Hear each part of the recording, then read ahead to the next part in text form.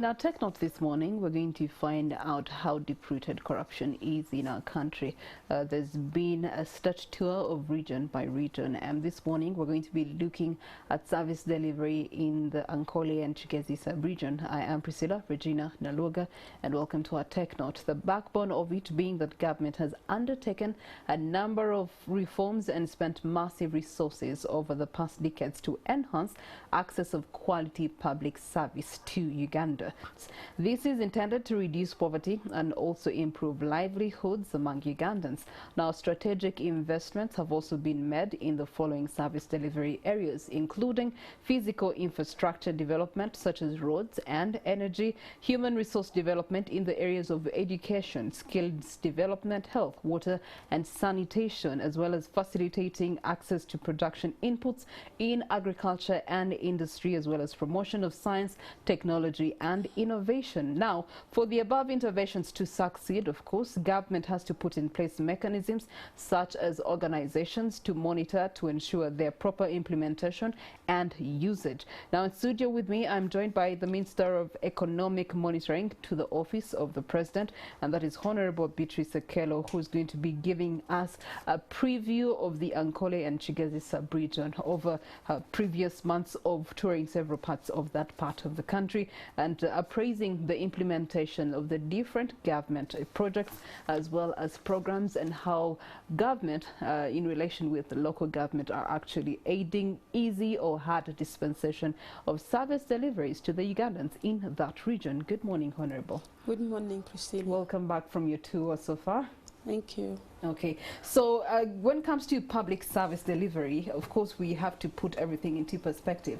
But you've had a tour of Ankole and the Kigezi sub-region, and we had a story earlier on in the papers of ghost groups. Yeah. Of course, corruption has also been one of those vocal things in the past months as far as public service is concerned. But from your discoveries, what did you find as the realities hindering good service delivery to Ugandans there? Yeah, thank you, Priscilla, and our viewers out there. We got a number of issues affecting service delivery during our inspection and monitoring of government programs in Kigezi and Ankole.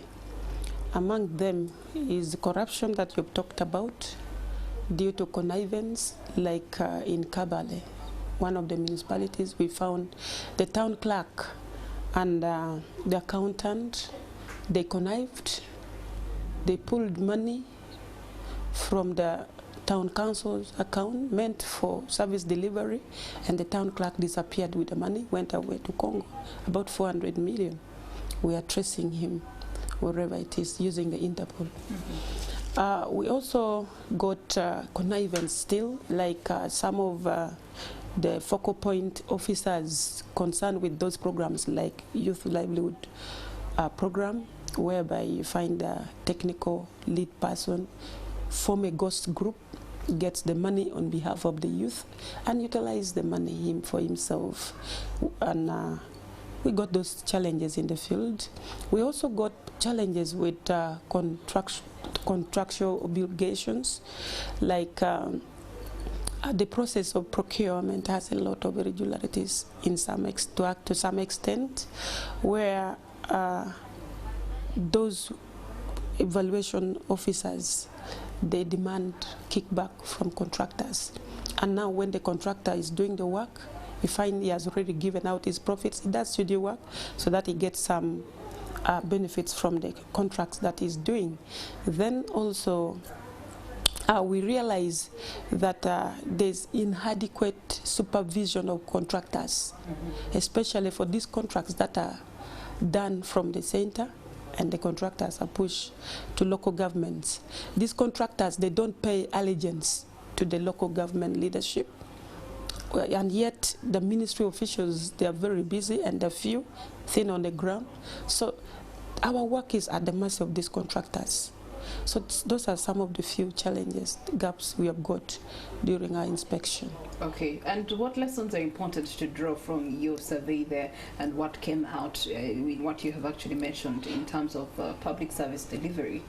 Actually, the lessons we need to draw, we need adequate supervision of these contract works. for these contractors to do substantial work on the ground. We need also to empower the local engineers at the district, because we also got that there's a disconnect between the Ministry of Works and the Department of Works in local governments. The Ministry of Works officials, they cannot supervise those engineers at the local government. So these engineers, they come up with their own bill of quantities, they implement their own bill of quantities, they supervise themselves, they monitor themselves. Therefore, there is conflict of interest. So we need a policy review in this direction, whereby the Ministry of Works, those engineers should have supervisory role to our local engineers within the local governments to avoid conflict of interest and corruption in intervention. So, and also what needs to be done, we have resident district commissioners in all the districts, we have the DSOs, we have the COWs, we have the internal auditors. They should step up their mandate. Honorable Beatrice, you're mentioning them. We have them on paper, they're there. The offices are there. But are these people actually actively available to do and dispense their roles to enable the systematic flow of government service delivery? Actually, these people are trained. Even yesterday I was from Chankwanzi, still presenting a paper to them and also telling them, to energize them to do their role. They are there, they are being paid salary, and they just need to step up and do their work. And how is government going to help them step up to their work? By, like the way I told you, the manifesto implementation unit within Office of the President is calling them and reminding them to do their mandate. Even I went there to remind them so that they step up their mandate, they do their work diligently. They just need to wake up and work. Okay. In that manifesto, are there repercussions for a public servant who does not adhere to their duties? And what are those repercussions? Yeah, because we have the public standing orders are very clear. When you absent yourselves from the duty, you're held liable. When you swindle money, we have anti-corruption agencies. They follow you up. So it is very clear when they're aware. Only that we need to step up supervision and monitoring of these people. What would be your recommendations to actually merge the relationship between MDS and local government, seeing as that gap actually interferes with a lot of service delivery? Actually, the program working group in the Office of the Prime Minister, they need to step up their mandate, because we have seen a lot of disconnect between MDS in implementation of their work, because like wherever we went, especially irrigation scheme being handled either by Ministry of Water or Ministry of Agriculture. These two entities, they need to work together, of government, they need to work together. But you find they work in silos, so we are forcing them to work as a team to complement one another, so that the outcome of the work in the community is felt and they do diligent work. Okay. Honorable, you have talked to us about the loopholes that do exist in this region as far as service delivery is concerned. Now let's get analysis of the quality of service delivery that the people of Ankole and Kigezi sub-region have gotten from government so far.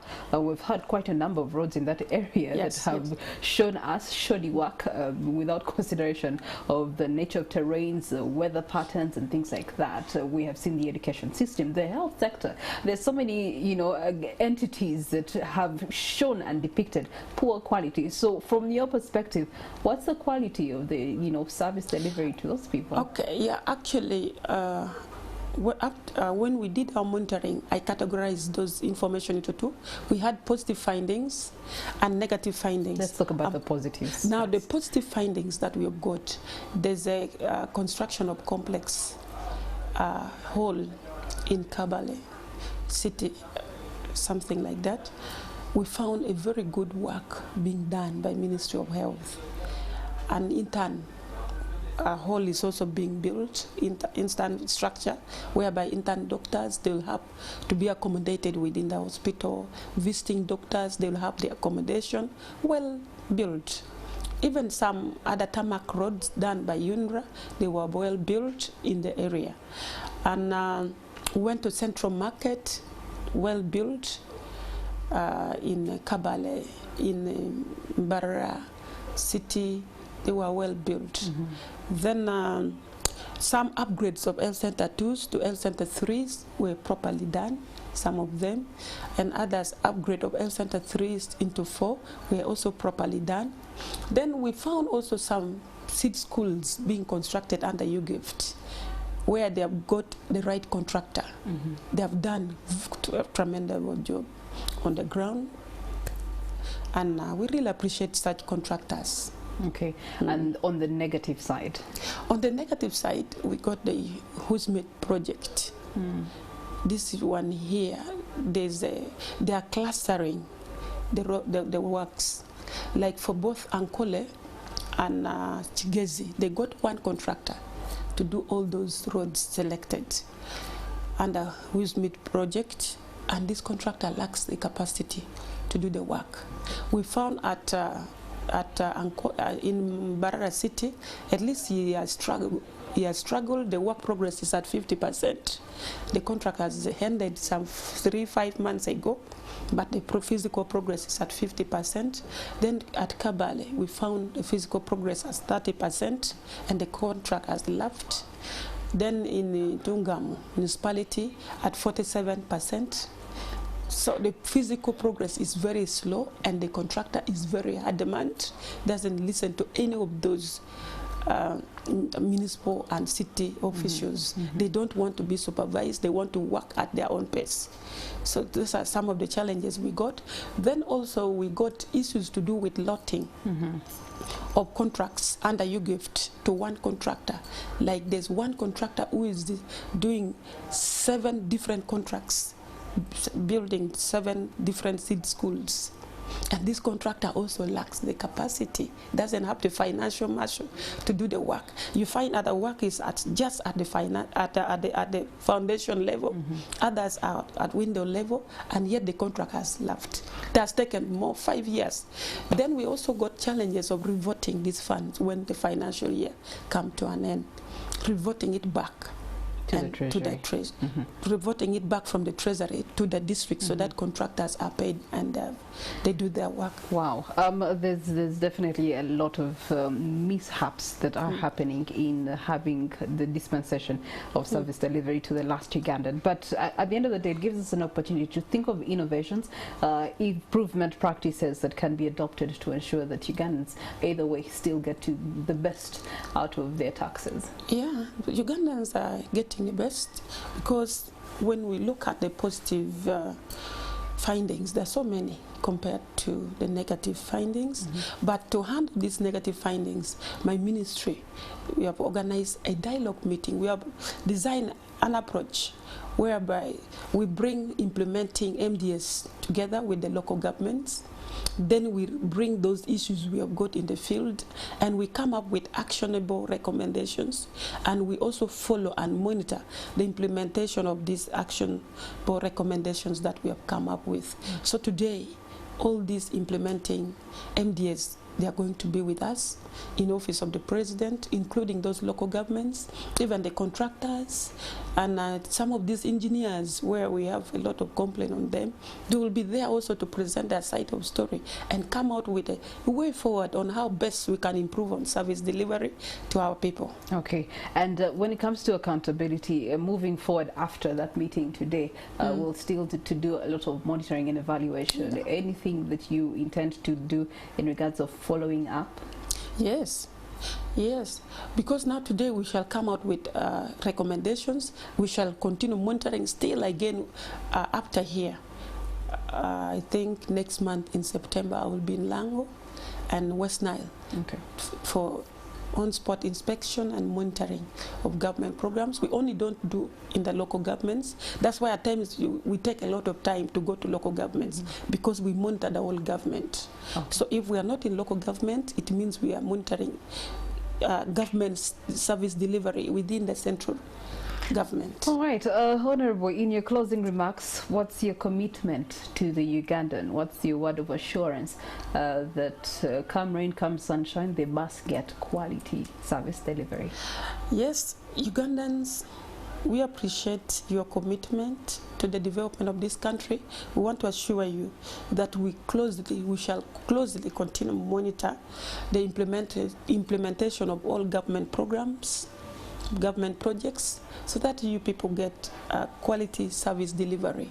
And also we partner with One Inch, because before we go to the field, we get report from whistleblowers, we get report from government departments concerned, and we take care of all One Inch issues. So we are there to ensure that you get good quality service delivery. Okay, all right. Thank you so much, Honorable Beatrice Ankole, who is committed that she's going to be bringing MDAs and local government together under one roof today to have an objective discussion on how to ensure that there are no mishaps in delay in service delivery to you Ugandans. So that should be something to hold on to. That brings us to the end of this discussion.